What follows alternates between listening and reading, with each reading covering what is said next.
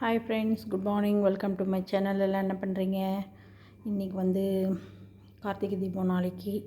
எல்லாம் அதுக்கு ரெடி பண்ணிகிட்ருப்பீங்க. நான் வந்து எல்லாம் ஈவினிங் தான் ரெடி பண்ணலான்ட்டு இருக்கேன். இப்போ வந்து டிஃபன் செய்ய போகிறோம். என்ன செய்ய போகிறோன்னு பார்க்கலாம். வாங்க வீடியோக்குள்ளே போகலாம். நேற்று வந்து நம்ம இட்லிக்கு மாவு அரைச்சோம் இல்லையா, அது எப்படி புளிச்சிருக்குன்னு பார்க்கலாம் வாங்க. இங்கே பாருங்கள், எவ்வளோ சூப்பராக புளிச்சு வந்துருக்கு பார்த்தீங்களா? இப்போ இந்த மாவில் தான் நம்ம இட்லி ஊற்ற போகிறோம்.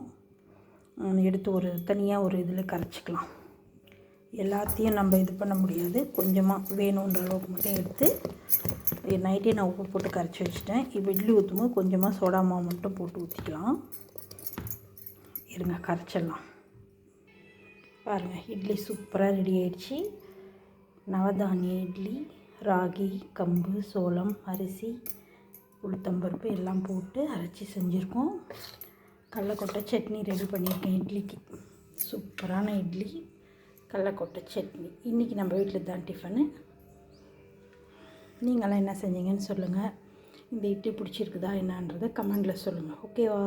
என் வீடியோ பிடிச்சிருந்தா லைக் பண்ணுங்கள், கமெண்ட் பண்ணுங்கள், சப்ஸ்கிரைப் பண்ணுங்கள். இங்கே பாருங்கள், அரைச்ச மாவில் இன்னும் கொஞ்சம் மிச்சம் இருக்குது. ஓகே, பாய். அடுத்த வீடியோவில் சந்திக்கலாமா? வாங்க எல்லோரும் சாப்பிட்லாம். இது எனக்கு இல்லை, தம்பிக்கு. இருங்க, தம்பியை கேட்கலாம் இட்லி எப்படி இருக்குன்னு. சாய்மா, இட்லி எப்படி இருக்கு? ஓகே,